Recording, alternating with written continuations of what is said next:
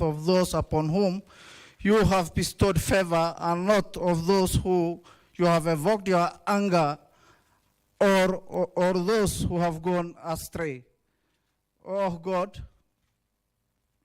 oh Allah, make us among those who cooperate in righteousness and piety. Oh Allah, make us among those who strive for justice and not for discord. Oh Allah, make our affairs easy for us and guide us to what you love and you are pleased with. Oh Allah, bring our hearts together, reconcile between us and guide us to the paths of peace. Amen, amen, amen. Please kindly remain standing for our national anthem.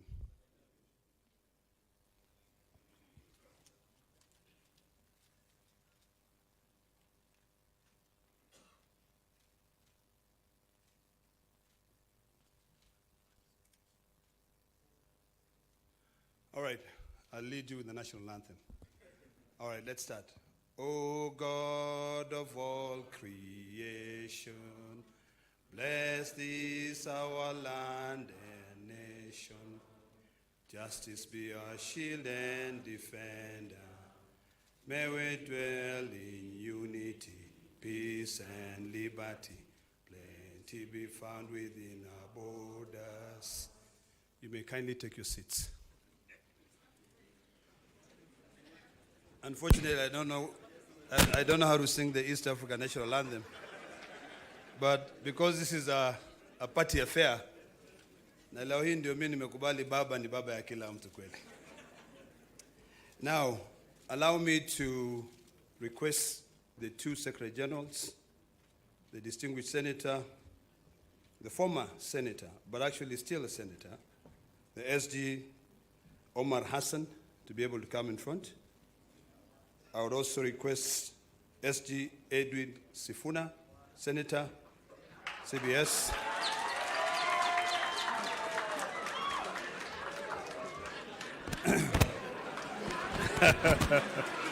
You may clap again.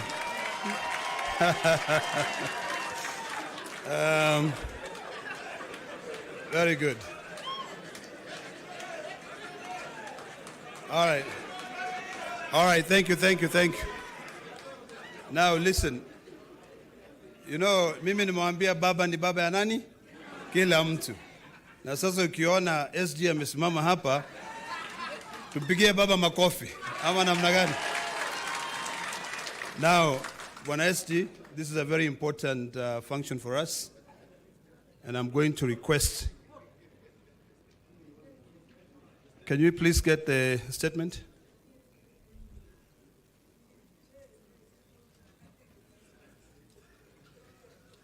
All right, very good. I'm going to request Senator Sifuna, CBS, to be able to read the first 5 stanzas, and then you can be able to, paragraphs, and then I can invite the colleague. Thank you, Senator Ledama. Your Excellencies, the President, I've been requested to pause.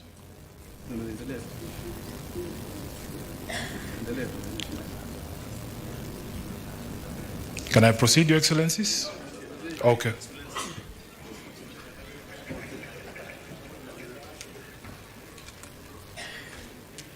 Thank you very much. Mwambia baba ni baba ya kila mtu. So baba akisema fanya hivi lazima mfanye hivyo. I think all of you know where we've come from. Today is a very important day for all of us, because the unity of this country is greater than the interests of any of us. And when you see me standing here, it means a lot to me. But I've decided to follow the footstep of our two very distinguished and eminent leaders in this republic, to be able to bring the entire country together so that we can do away with a constant fight. So today, from the wisdom of His Excellency, President William Arap Ruto, and His Excellency, Right Honorable Prime Minister, they have sat down together and agreed that it's about time for us to end all this bickering, all these fights, and put this country first. I want to appreciate the wisdom of these two leaders. I want to thank them. And I want to remind them that this generation and the generations to come will be able to remember this occasion. It has taken a lot, trust me. But patience is everything. I actually never thought that I'll be standing here today to be able to usher in my two SGs. Unajua rungu yangu ilivunjika bwana. Lakini mbele, it's the most important. Unajua mali ilivunjika Junet. But today we are here to sign, or the two leaders will be signing an expression of interest to work together. It is imperative that we all find areas that we can be able to work together, and I believe that the details will be provided with you in time. So without wasting so much time, let me now take this opportunity to invite the distinguished senator from Nairobi, SG Edwin Sifuna, CBS, to be able to read the first 5 paragraphs. And I would kindly request you to actually remain silent so that you can internalize and you can be able to demystify the meaning of this agreement. Welcome, Banaskia.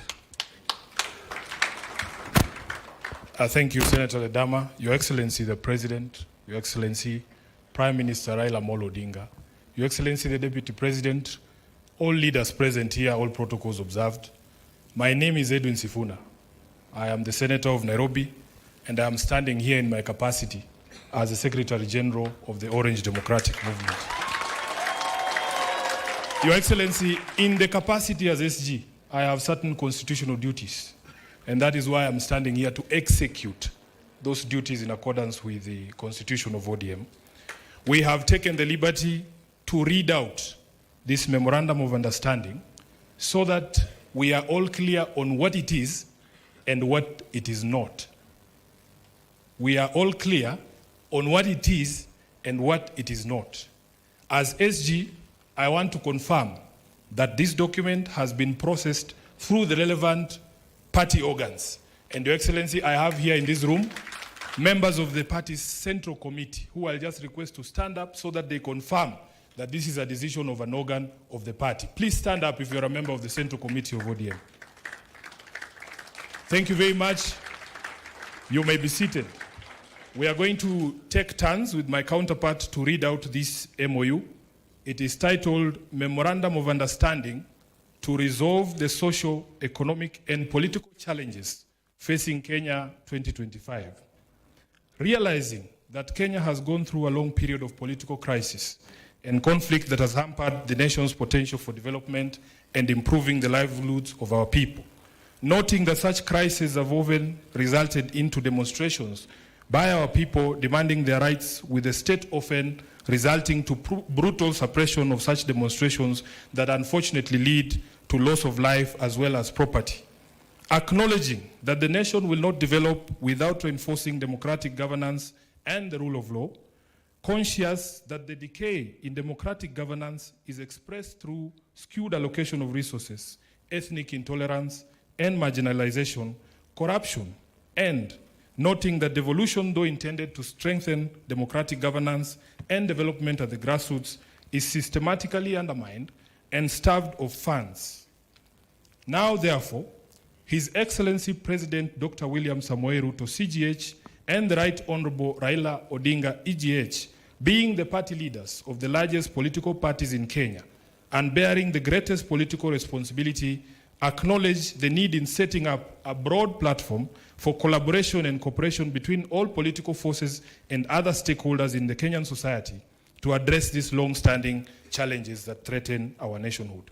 As a first step towards this collaboration, His Excellency President Dr. William Samoei Ruto, CGH, and the Right Honorable Raila Amolo Odinga did set up the National Dialogue Committee in the year 2023 and hereby make this resolution on the initiatives that must be undertaken to instill further confidence in the country. While this memorandum does not define the formation of a political coalition between the respective political parties, its successful implementation will inform the basis of steps towards the establishment of a progressive and stable country. Now, therefore, the two leaders commit and resolve to collaborate and cooperate with each other by conducting broad-based consultations between themselves on the key issues identified below. Number one, the full implementation of the National Dialogue Committee report, the NADCO report. Priority issues in the NADCO process, like the cost of living, youth unemployment, establishing a framework for the implementation of the 2/3 gender rule, have been the topics of discussion for far too long and now must be actualized. Number two, inclusivity in all spheres of public life. Kenya belongs to all persons, regardless of their ethnicity, religion, generation, or geographic location. All Kenyans are equal and all are entitled to an equitable budgetary resource allocation and opportunities in public appointments. Further, though the Constitution of Kenya is clear on the rights of minorities and the marginalized people in the country, not enough has been done almost 15 years later to uphold these rights by fully implementing the provisions of the Constitution. Third, protecting and strengthening devolution. Devolution must continue to be protected from any possibility of clawback on devolved functions, and more effort must be put at devolving all funds allocated to a devolved function, increasing budgetary allocation to counties, and ensuring the timely and predictable disbursement of devolved funds. Your Excellencies, allow me to now invite my counterpart, the Secretary General of UDA, the Honorable Hassan Omar, Senator, to continue with the rest of the document. I thank you. Your Excellency the President, Your Excellency the Prime Minister, Your Excellency the Deputy President, Your Excellency the Chair of UDA. Like my brother Sifuna, I can confirm that UDA has also processed this document through the necessary protocols that are established by our Constitution. Present here is the National Steering Committee, which is chaired by His Excellency the President, who I will not ask to stand. There's also the National Executive Committee of the UDA. Can you please rise for recognition? And we also have the UDA Party Parliamentary Group that is also present in this auspicious occasion. I will proceed from where my brother Sifuna left. Number 4, promoting and protecting the livelihoods of young people. Urgent and massive investment must be made in all high potential sectors of the economy, including mining, blue economy, agriculture, and ICT, to create sufficient employment opportunities that provide ways for young people to earn a decent living. Nationwide economic stimulus programs must therefore be initiated. Young people must also be mainstreamed in all political spaces to bring their voices to the table and their participation to the center of all activities. Number 5, leadership and integrity. Kenyans are concerned by the expression of opulence, accompanied by rude and arrogant conduct of public officers, and the apparent impunity that has followed the same. It must be enforced that the demeanor of public servants needs to reflect the dignity of their offices and the respect owed by them to the citizens of the Republic of Kenya.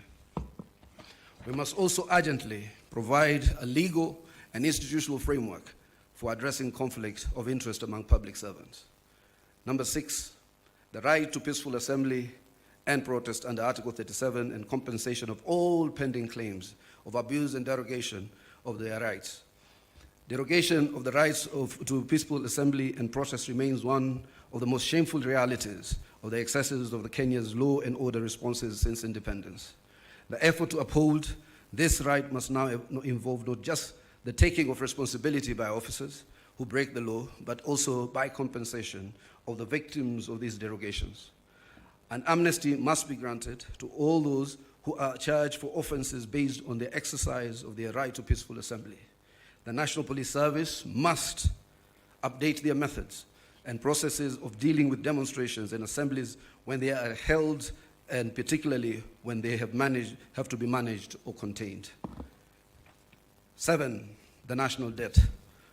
The urgent audit must be conducted of how much has been borrowed in the past and how it has been used. Going forward, we must stop the ballooning of the national debt and ensure accountability for future borrowing.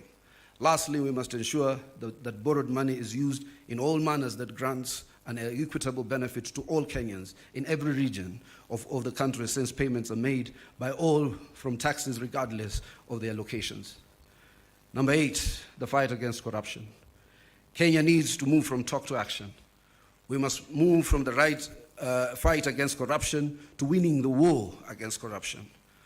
We must enhance the capacity of institutions that enforce accountability, and particularly the offices of the Auditor General, the Controller of Budget, and the Ethics and Anti-Corruption Commission. 9, stopping wastage of public resources and promoting government efficiency.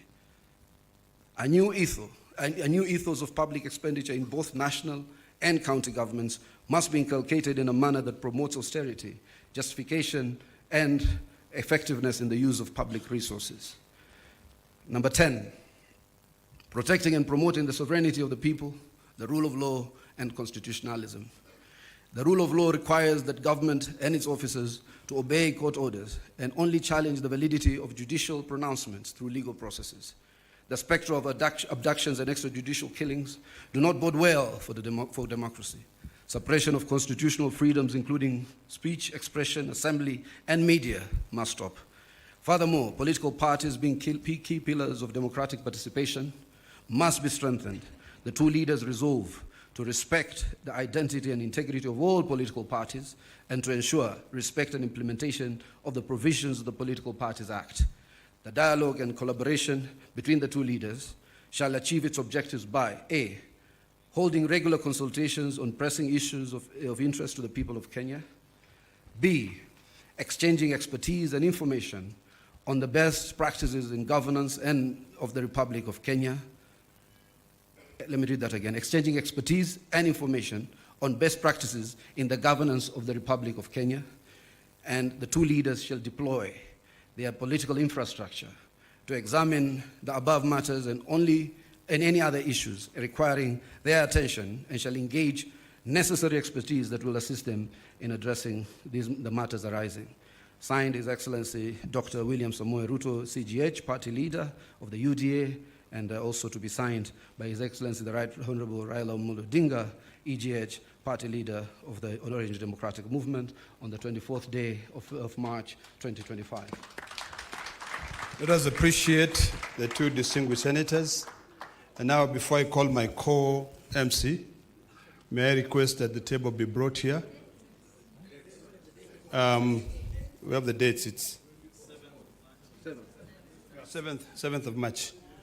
But you'll be able to see it actually. Before I call my co-MC, the majority leader, can I please request that table and seat to be brought here so that the two leaders can be able to come and sign? And now, allow me to hand over the mic to my co-MC, a man I couldn't see eye to eye, but now I'm seeing eye to eye, Kimani Ichung'wah, to take over from there. Thank you very much. Thank you, my co-MC, Senator Ledama.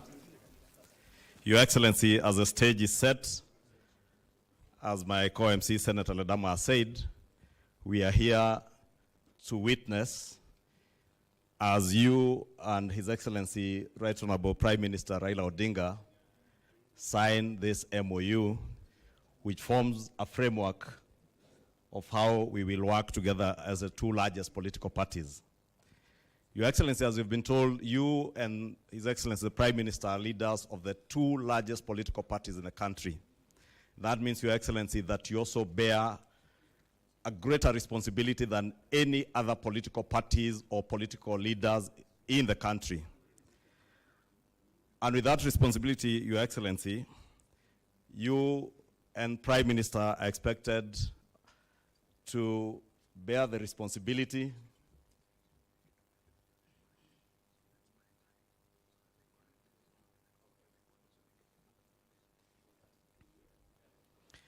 Thank you, Your Excellency. Your Excellency, I was saying, because you are leading the two largest political parties in the country, you also bear a greater responsibility to Kenyans and to the world. And part of that great responsibility is to ensure the unity of our country and the prosperity of our country. And as we have heard from the two SGs of the political parties, this will form a framework for the cooperation of you two as leaders of those parties and the unity of our country led by the two political parties, the two largest political parties. Your Excellency, I will be inviting those who will be flanking you and the Prime Minister as we sign, as I also try to buy some time for the Secretariat to get organized a bit. And I will be asking that the leaders who will be flanking you as you sign,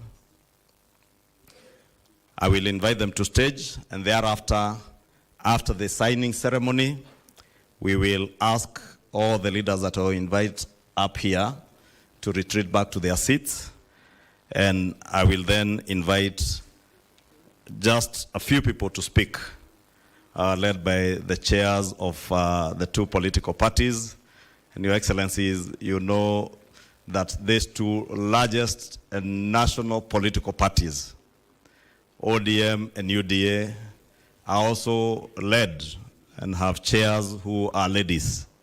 And that has ensured that even as you've heard from the MOU, as we try to mainstream the 2/3 gender rule, these are the only political parties that have begun the mainstreaming of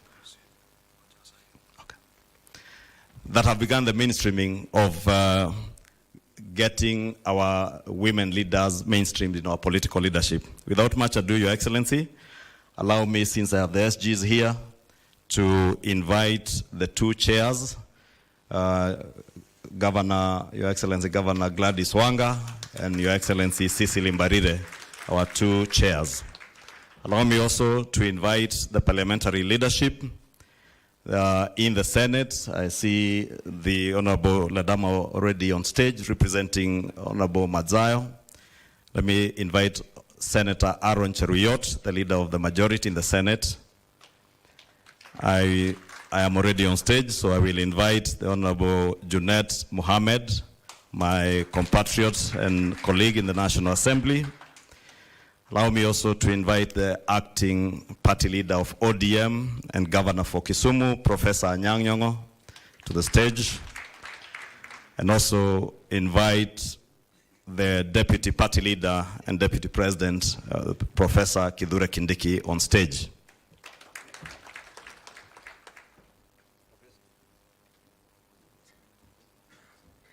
Once you are all settled, Professor, you go to the other side. Professor Kithure Kindiki, Deputy President, to the right.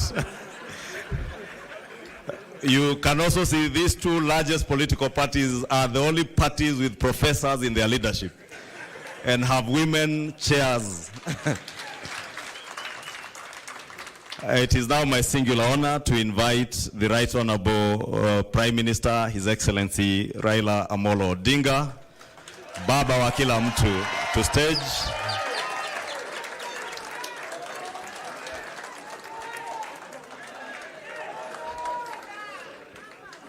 Another round of applause for Baba wa kila mtu.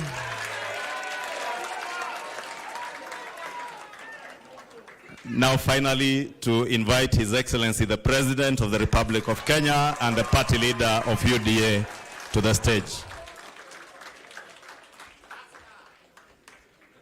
The Secretary Generals of the two political parties, you will take the documents and please, you may take your seats.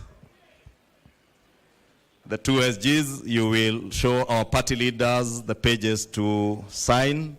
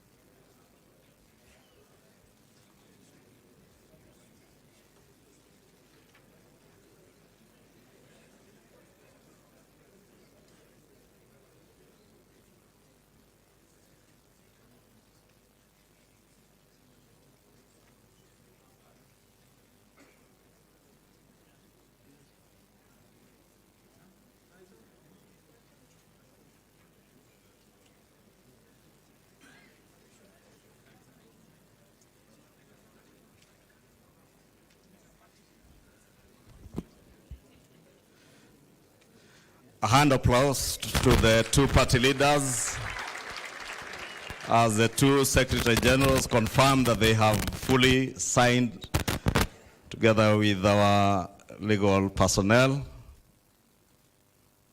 Wakili Paul Mwangi and Wakili Kamodho Adrian. I will now invite the two Secretary Generals to display the closed copies of the memorandum that have been signed. Just in front there. You can open the first page, SG. There. Just open the front page and display for a photo session. Front page, front page. Front page.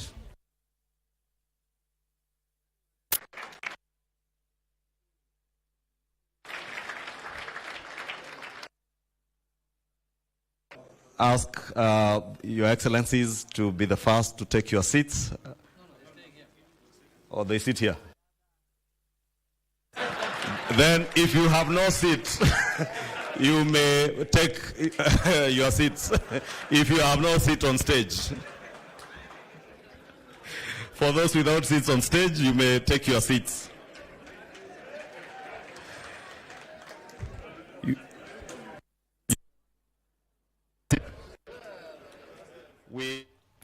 Live from the Kenyatta International Convention Center, where the two leaders, that is former Prime Minister Raila Odinga and President William Ruto, have which sets the stage of how the two leaders will work. You realize that a raft of issues have been mentioned by the Secretary Generals there. That is the SG for ODM, Edwin Sifuna, and the SG UDA, Hassan Umar, where they've mentioned a raft of issues. But before we continue to just tell you a bit of what has transpired there, let's just again cross over back to the KICC to just witness how this is going down there. Watch.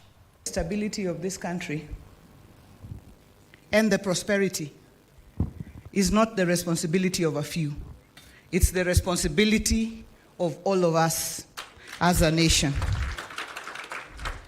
And while we may have different political persuasions and come from different parts of the country, unity. Nobody can fault equity.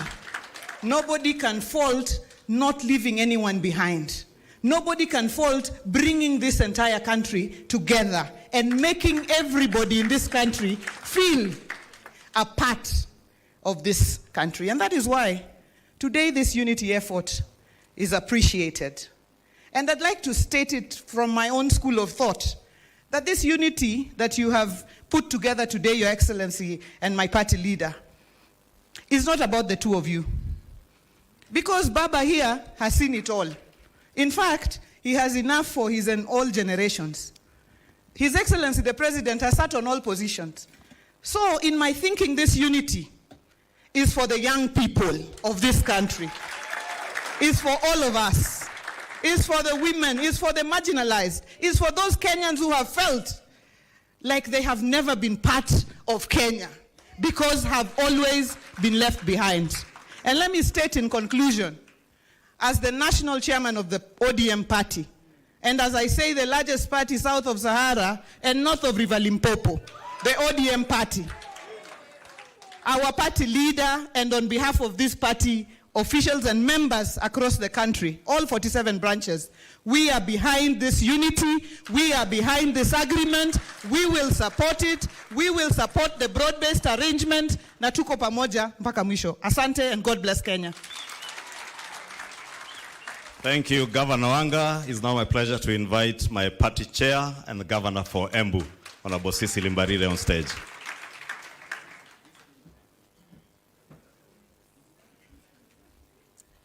Your Excellency, the President of the Republic of Kenya, who is also the party leader of the UDA party, Your Excellency, Right Honorable Prime Minister Raila Amolo Odinga, who is also the party leader of the ODM party, our Deputy President, all protocols observed.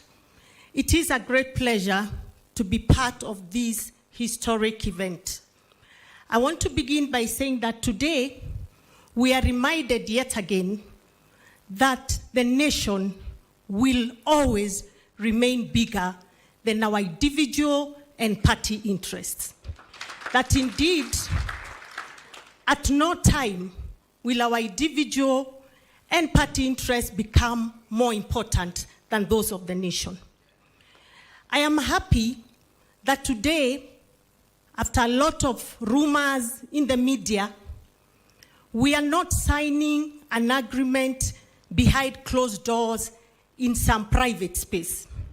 I'm also happy that it has taken serious consultations through the party structures to get to where we are. I'm equally happy that we have not signed a document that remains a secret to the people who we represent and who matter most. Today, Kenyans know what we have signed up to. Today, we are not signing to sharing positions. We are signing to issues that affect our people. So, we have today told the people of Kenya that it is not about positions, that actually the issues that have been bedeviling this country are the most critical issues that should bring us together. But more importantly, this signing for me means a lot. Because what does it mean to me? That going forward, we are no longer going to organize our politics at the regional level. We are no longer going to organize our politics at the tribal level. We are going to organize our politics around issues that affect our people. And therefore, this indeed is a great moment. I want to really congratulate the two party leaders, because you could have decided to stick to your hardline positions and decide you are the tough guys, but you realized how important your decisions are to the nation. To the politicians out there who are still stuck to regionalism, we are telling them nationalism is bigger than regionalism. To the leaders out there that believe belonging to the minority means you have no voice, we are telling you today the minority too have a voice in this great nation. To the leaders out there who continue to draw us back to where we come from, we are telling them we are moving forward as one united Kenya. Long live Kenya, long live the ODM party, and long live the UDA party. Thank you very much. Thank you, our party chair. It's now my honor to invite the acting party leader of ODM and governor for Kisumu, Professor Anyang' Nyong'o, who I also fondly refer to as old boy, not because he's older than me, but because we went to the same school. It is called the Alliance High School. For those who do not know. Bwana Yesu asifiwe. Hallelujah. Thank you very much. Your Excellency, the President, William Samoei Ruto, and my party leader, Right Honorable Amolo Odinga. I will not say much. The two ladies have said it all. But there is a Christian saying that goes that once to every man and nation comes a moment to decide. Then it is the brave man chooses while the coward stands aside. Bwana Yesu asifiwe. We see here two brave men who at this point in time in Kenya's history have decided to make an important decision. We must pray for them. It is not going to be easy. Your bed is not made of roses. It is made of thorns. And the thorns are these people here. Not you individually, but you as a collective. Why? Because this decision is going to lead to a lot of demands. Because it might produce results. And those results will not be easy to produce. And therefore I'm saying here that it's us collectively who are present here today to witness this great occasion, to go out there and support the two brave men. Once to every man and nation comes a moment to decide. Then it is the brave man chooses, while the coward stands aside. Thank you very much. Thank you, Governor Nyong'o.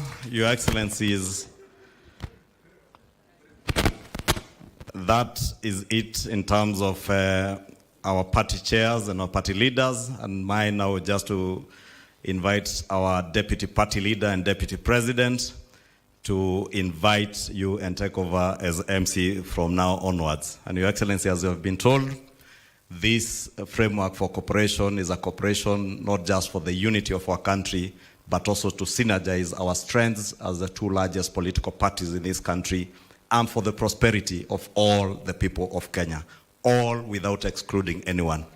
Thank you very much, and now my honor to invite the Deputy President, the other professor, Professor Kithure Kindiki, who for the record also attended the same school with the governor for Mombasa and the governor for Nairobi. And Kimani Ichung'wah was in the other school. Your Excellencies, William Ruto and Raila Odinga, my task is to moderate the last and remaining part of this event. As I do that, allow me, Your Excellencies, to say two things. The first is to say I am a proud Kenyan to see what is happening here today, because as other speakers have said, courageous decisions are made by courageous people.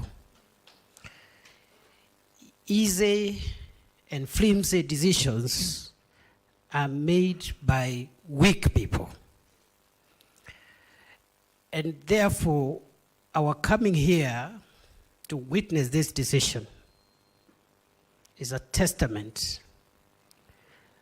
that the future of Kenya looks great, courtesy of the decisions that the two of you have made. The two of you have the largest political infrastructure in our country, by far. Between the two of you, you have the wherewithal, politically speaking, of the entire country. If you were individualistic and selfish, you would have chosen to exercise your muscles, one against the other, on opposite sides of politics. In the process, you may have succeeded in undercutting one another, but in the process, you would have succeeded a great deal in undermining the speed, efficiency of the development of our country. So I thank you, Your Excellencies, for making brave decisions, because not everyone can make those kind of decisions. Many people, even claiming to be leaders, are weak, so they make weak decisions, they make selfish decisions, they make sectarian decisions, they make decisions that only serve to their interest as opposed to the interest of society as a whole. And I dare say, Your Excellencies, that strong leaders think the nation. Weak leaders think division. Congratulations. The second and last point I want to make, Your Excellency, again, is the remarkable convergence of ideology that I see in the coming together of ODM and UDA. I have listened carefully to the joint script that was read by the two Secretary Generals, very carefully. In between, I can confirm, as a long-standing student of constitutional law, practice, and government, that between the two parties, because I could see the language from ODM, the language from UDA, the issues raised here, which we pray under your leadership jointly, you'll help us pursue them as a country. Those issues will resolve the things that have held Kenya back all this long. And therefore, those who have spent time, years, decades investing in division, investing in negative ethnicity, investing in parochial and petty dreams, their journey has come to an end. I want to thank you, Your Excellencies. We wish you well, and I know I speak on behalf of all my colleagues from both ODM and UDA. We wish you well, because if you succeed in leading us, Kenya will succeed. And therefore, I am happy, Your Excellency, and allow me now, so that we climax this event with two speeches. And I'm going to invite the first speaker, Your Excellency, Raila Odinga. Welcome, Your Excellency.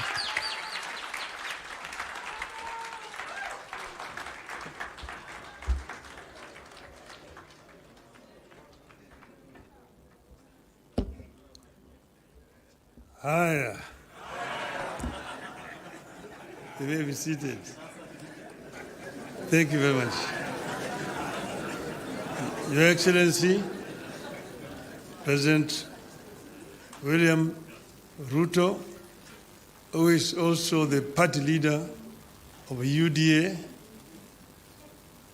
leaders of the two political parties, ladies and gentlemen, I'm Jambo. The ODM people here. ODM. ODM. ODM. You see, wako tayari. Well, I'm very happy to stand before you here this morning to talk to you after a long period of absence. As you know, that in the last 6 months, I've been engaged in the campaign on the continental platform for the position of the chair of the African Union. Some people ask me, why did I decide to run for that position? And I say that I was approached by senior leaders on the continent who, when they saw that that position was becoming vacant, they needed somebody with a Pan-Africanist ideology to go and try to set that movement in the right path so that it can achieve the objectives for which the founding fathers formed it. So they then sent the former Nigerian president, President Obasanjo, to me to come and persuade me to run. And after a lot of soul searching, I made a decision. And some of you will have seen me with President Obasanjo on my side when I announced that I was going to run for the position of African Union chair. I did not expect to be supported by the Kenya government. But out of blues, President Ruto announced that he will support my candidature. I thought this is a better way to get rid of him. Good riddance. I would say that, in respect of the motives, he actually was genuine because he followed that announcement by giving full support to my candidature. As you know, you cannot run for the chair of African Union without being sponsored by your home government. You cannot just sit somewhere there and say, Mimi ni Professor Kithure Kindiki, I want to be a chairman of African Union. You will not even be seen. Your name must be presented by a government official through the embassy of Kenya in Addis Ababa. And this they did. Not only that, they put also the machinery behind my campaign. And Mr. President Ruto himself called various presidents and made appointments for me and also persuaded them to support my candidature. He himself invited the president from East Africa here in Nairobi to basically adopt me as a candidate for the Eastern region. And this they did. So Kenyan ambassadors in all those foreign countries were also informed and that they would support my candidature. And whenever I went to, they received me at the airport, took me to the hotels, and also took me to meet with the president. I was able to meet more than 40 presidents on the continent. And I traveled Africa from east to west, south to north, like never before. As you know that I have been the high representative of the AU on issues of infrastructure. So I'm not actually strange to these issues, to the continent. But it gave me a better opportunity to now understand problems facing many African countries firsthand from the leadership of the continent. As you know that our continent has suffered seriously from innovations from outside. First was the slave trade that took so many of able manpower across the shores to go and work in the building of Americas, both North America and South America. Some were taken to Arabia, some were incarcerated there and died there. So that was the first. Then came colonialism, where they went and set somewhere in Berlin and partitioned Africa. Because according to their interests, British, French, Italian, Portuguese, and so on and so forth. So Africa has suffered seriously. That was colonialism. Then when Africans fought for independence, they granted it, but it was a flag. But then there was also neo-colonialism that came about, and Africa has continued to be marginalized. So I saw this and came up with a program of how we were going to deal with these issues. We campaigned strongly, and we went to Addis Ababa quite confident of victory. Before I went there, the women here, Orange women in Nairobi, organized a prayer meeting for me in Bomas of Kenya. And they prayed for my success. And I told them that they were only going to do two outcomes in Addis. One, we would win, in which case we would have succeeded. The other one, we would lose, but we would also have succeeded. Because I told them why? We will come back home. So east and or west, home is? So we are here.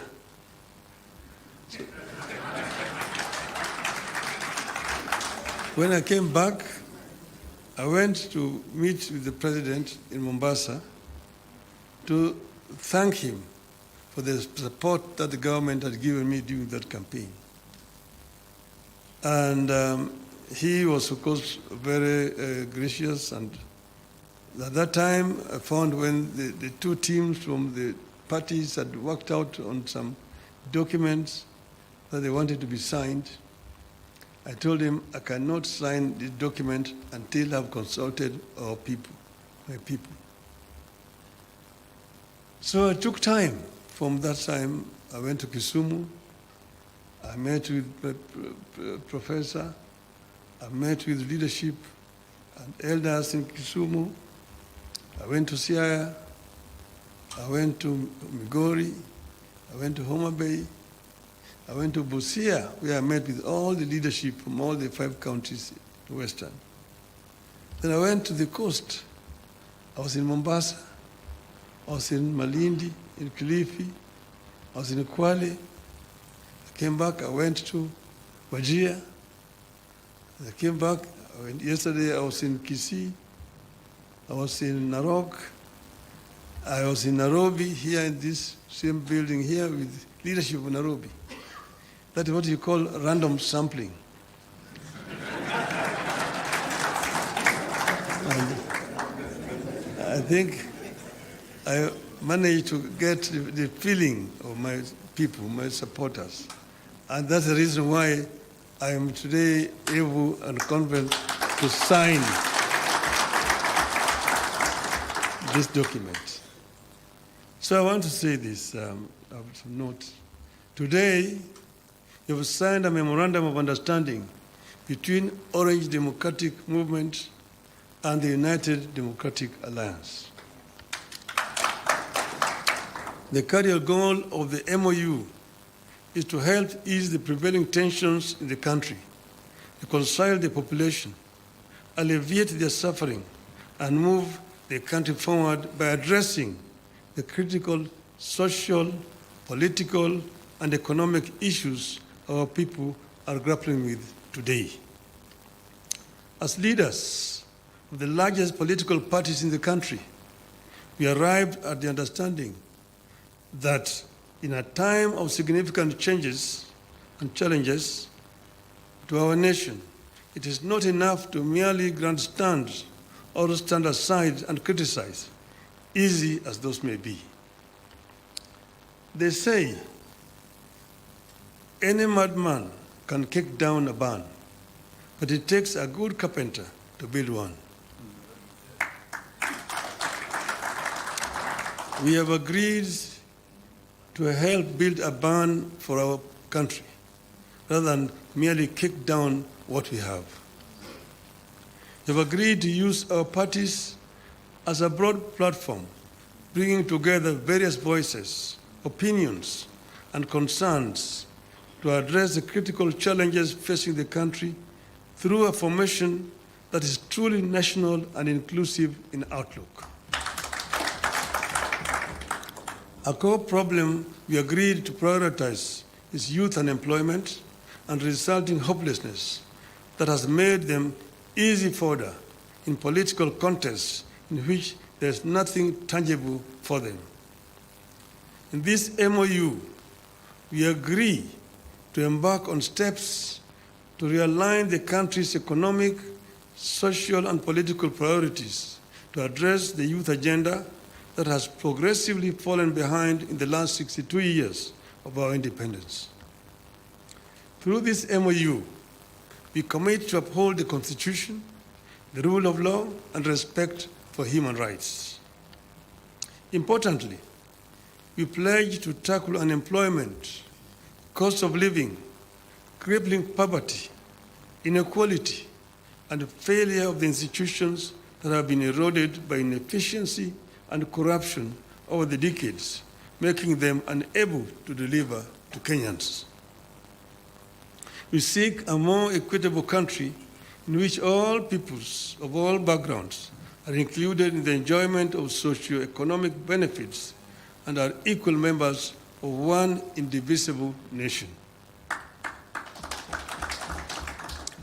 All Kenyans must feel that they belong here by right, and the right to access, without any form of discrimination, whatever Kenya has to offer. We commit to protect and to strengthen devolution as a machinery for ensuring a more inclusive development across the country. In this regard, we will be tabling a proposal that the unbundling of functions that has been recently concluded, counties should get not less than 450 billion shillings in the 2025-2026 financial year. We will also seek the faithful flow of funds to political parties, being vehicles for the channeling of hopes and aspirations of the people. We will use this platform to revisit the constitutional provisions on leadership and integrity, corruption in public life, fundamental freedoms like free speech, protests and assembly, and preservation of the rule of law. We recognize that many of the issues this country is struggling with are as old as the country itself. It will take mutual trust between leaders and the creation of a conducive environment for them to be tackled with honesty and objectivity in a broadly constituted formation. As leaders of and our parties, we commit to hold regular consultations on pressing issues, exchange expertise and information on the best practices in the governance of the Republic of Kenya, and facilitate and participate in public activities of interest to the people of Kenya that relate to their problems. We make it clear that the memorandum we have signed today does not define the formation of a political coalition between ODM and UDA. However, its successful implementation could inform the basis of steps toward the establishment of a broadly constitutive and progressive formation for a stable country in future. We urge all Kenyans who are interested in having a stable, inclusive, and progressive country, devoid of grandstanding and alienation of whole communities and regions, to rally behind this formation in the interest of our nation. God bless Kenya. Thank you. It's my pleasure now to invite my brother, William Samoei Ruto, to come, the party leader of UDA.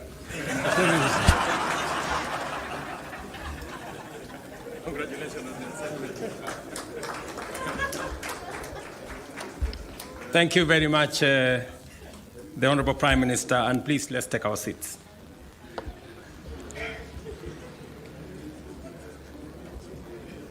Your Excellency, Raila Amolo Odinga, Prime Minister of Kenya and party leader of my former party.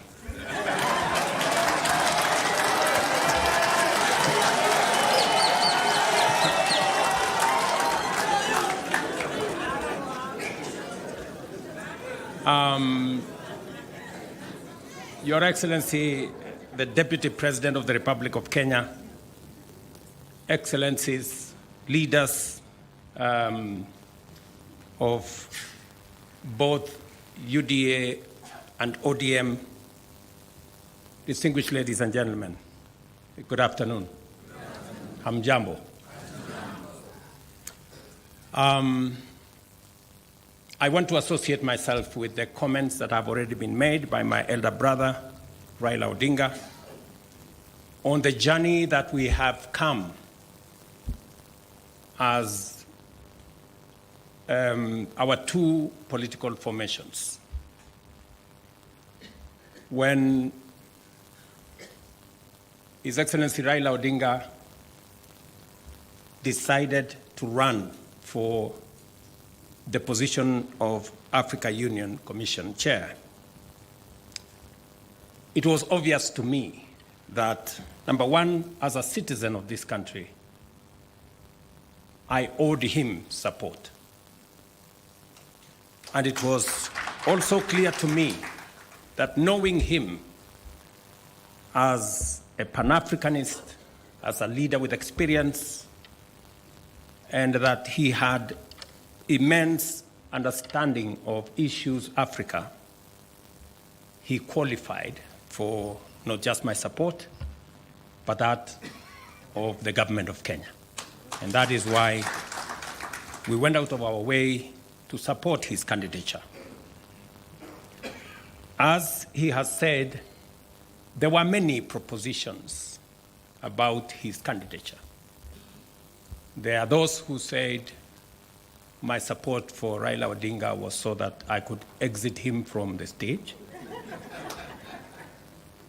But there are those also who told me that by supporting the Honorable Raila Odinga and by him being the chair of Africa Union, I will be empowering him so that he can come and compete with me.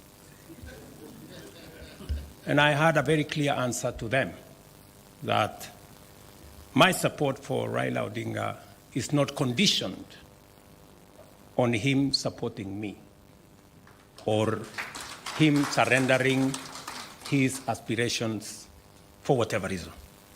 It was very clear to me that this support was deserved as a Kenyan. And I said then, and I will say again, that the Honorable Raila Odinga was a great candidate. He went out of his way.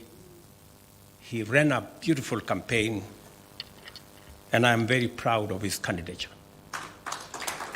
The outcome notwithstanding. And when he came back, we have been working together in the broad-based arrangement that we have that is inspired not by what is in it for me or him, but how we can close ranks and deal with the issues that affect the people of Kenya. And that brings us to this moment. And I must congratulate the Honorable Raila Odinga and the ODM party for their boldness and courage to take the position for Kenya and for the people of Kenya. That to me is a very bold decision. It's a very courageous decision. It may not be a popular decision, but that does not undermine the fact that it is the right decision to stand with the people of Kenya. And allow me to say that our country is undergoing major shifts across socio-economic and political spheres. Many of these transformations are occurring within the broader context of globalization and unprecedented technological, geopolitical, climatic, and demographic changes, creating an atmosphere of immense pressure, formidable challenges, and even an existential crisis. Never before have Kenyans expressed such a deep and widespread yearning for positive change and political, economic, and socio-economic transformation that leaves nobody, no community, no region, no religion behind. The expectation for fundamental progress is unanimous, consistent, intense, and universal across the nation. There is no one part of Kenya that does not yearn for progress and transformation.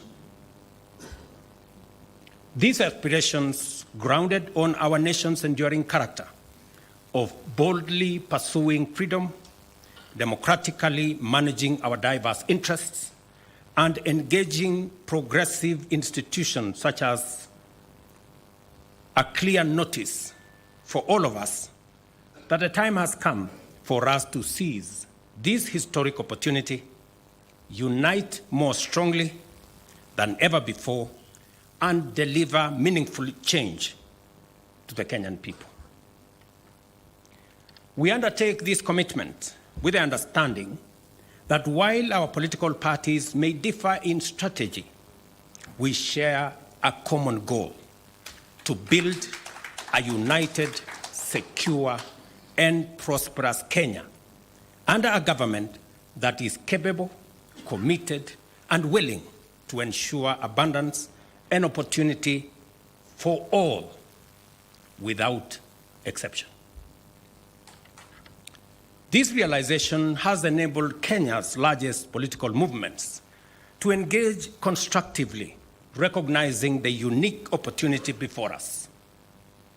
As leaders and as a generation of citizens, we must embark on a bold and radical path of national transformation, confronting and resolving the fundamental issues that have shaped every national crisis since independence. And we have had an able listing of what this is.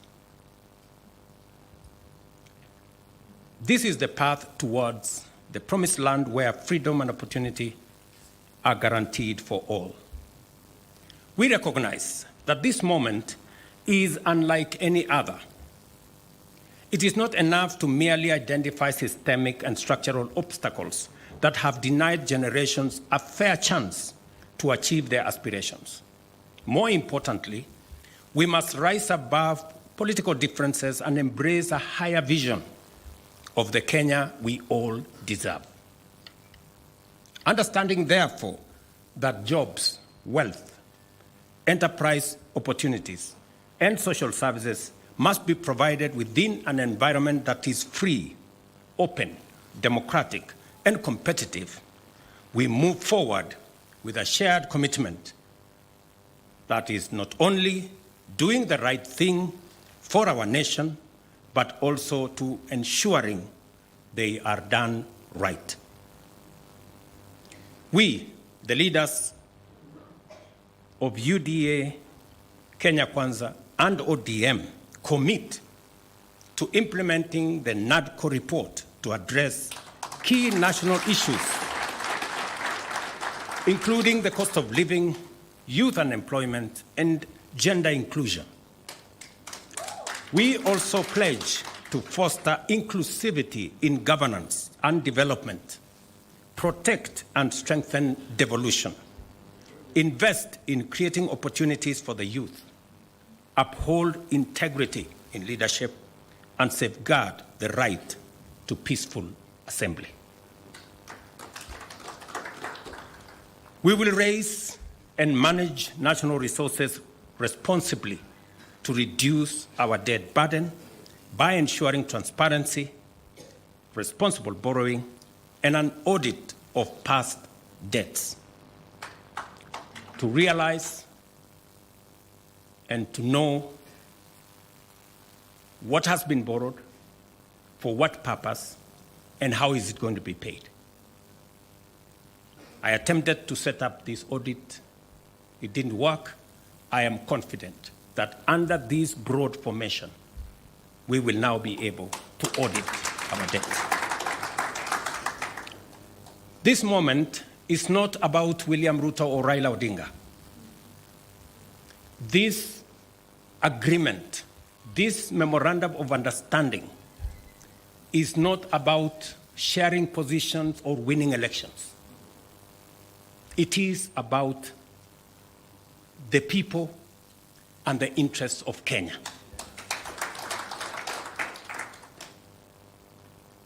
That is what is significant. To me, the interests of this great nation. We have talked about Kenya of potential for far too long. It is now time that we close ranks as leaders, because this nation can succeed. We have what it takes to be a great nation. But we haven't made the steps and the decisions that would make this nation great, because we have always been making politically correct decisions. We need to make decisions that are correct as far as the interests of the people of Kenya are concerned. I must congratulate His Excellency, the Right Honorable Prime Minister Raila Odinga, and the courage he has to make difficult decisions. Not many leaders can make the kind of decisions the Right Honorable Raila Odinga can make.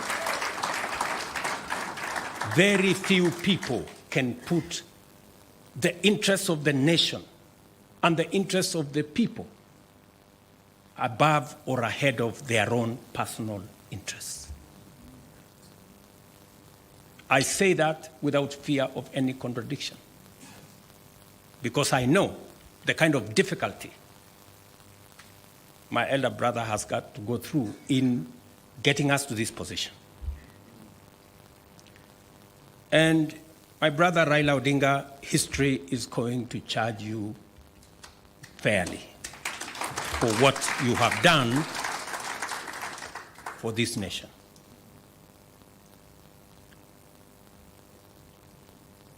Immediately after the elections,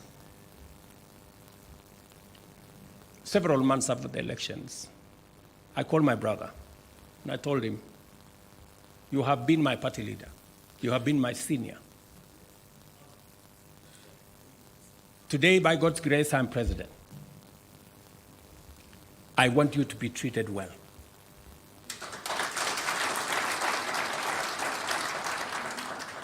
And I will do whatever it takes to make sure that you have respect in Kenya." And I am not doing this so that for any other reason that is selfish to me. I am doing this because I'm a younger person. You are an elder as far as I'm concerned, by age. And the contribution you have made to this Kenya deserves respect and deserves support. And that is the relationship I have built with the Honorable Raila Odinga. And I am very clear in my mind that going into the future, it will take more than Raila Odinga and myself. It will take every one of us to pull this country together and to achieve the things that will change Kenya for the better. Let me say this, that equally, we will fight corruption decisively, eliminate public resource wastage, and uphold the rule of law and constitutionalism, ensuring that government officials respect judicial decisions and protect the rights of all citizens. Our collective goal is a just, equitable, and prosperous Kenya for all of us.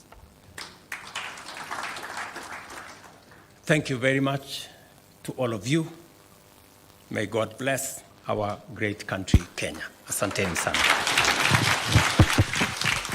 Another round of applause for the principals, please, as I seek your indulgence, Your Excellencies, for a quick photo opportunity.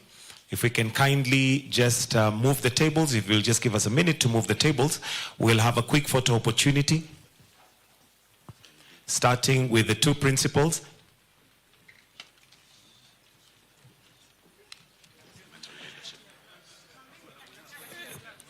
If I can kindly request we just move slightly because of the flags, so that we are in the middle of the flags.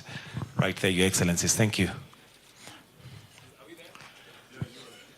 The second photo will have the party chairs and the Secretary Generals to kindly join in.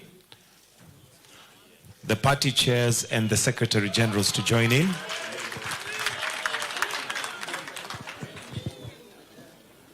Then on standby, we'll have the deputy party leaders after this to join in the same photo.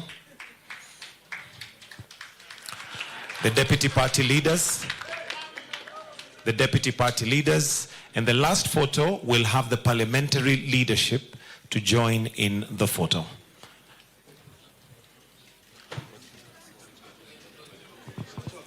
Hey. After this, we're going to have the... Kindly, let's take our seats. Those of us who are in the auditorium, let's take our seats. The parliamentary leadership will be the last photo that we'll take after this.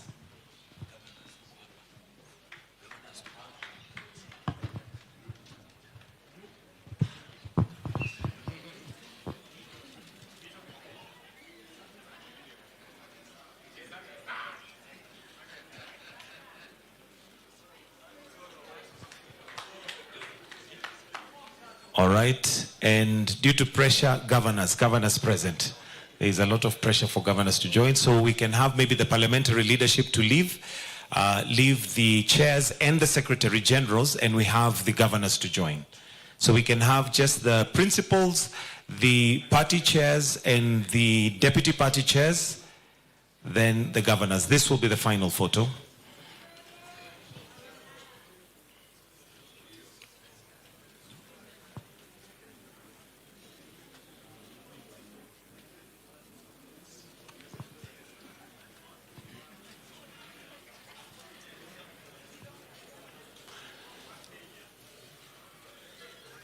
And with that, Your Excellencies, we now come to the end of this session.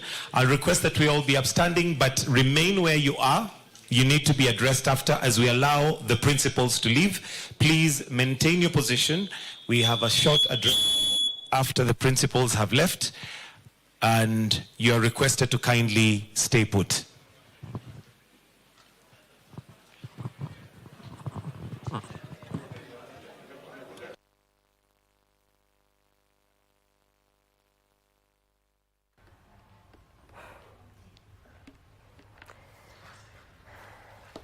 That is what has happened live from the Kenyatta International Convention Center, where the two leaders have already inked a deal of what sets the stage of how the two parties will work. That is Raila Odinga and President William Ruto. Of course, this just was preceded by the reading of that memorandum of understanding by the two Secretary Generals, that is Hassan Omar of UDA and Edwin Sifuna of ODM, where it had a raft of issues among them: implementation of the NADCO report, issues of inclusivity, corruption, national debt, right to peaceably demonstrate. These are just some of the issues that have come to the fore in regards to this signing of that deal. But also, Raila Odinga has reiterated that this is not a formation of a political coalition between ODM and UDA. We wait to see what will follow after the signing of this particular deal. Back to studio. Let's inform you of what has been shaping the news this afternoon. I'm Doreen Arange.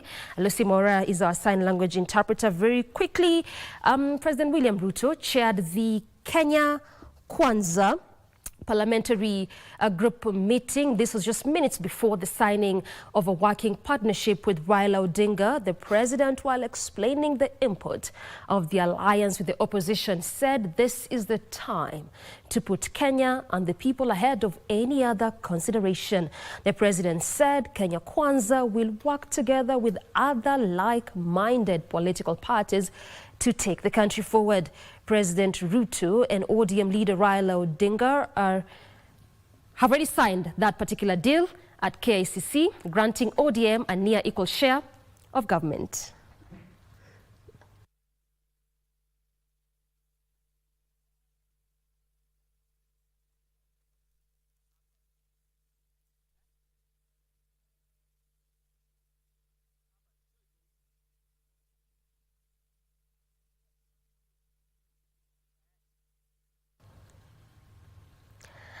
All right, before we continue informing you of the other stories we have lined up for you this afternoon, just a quick recap of what has been happening or what took place at the Kenyatta International Convention Center. This is, of course, following that signing of that deal between the ODM leader Raila Odinga and the president, Dr. William Ruto, that sets the stage of how the two parties are set to work. Key issues that came to the fore included the implementation of the NADCO report.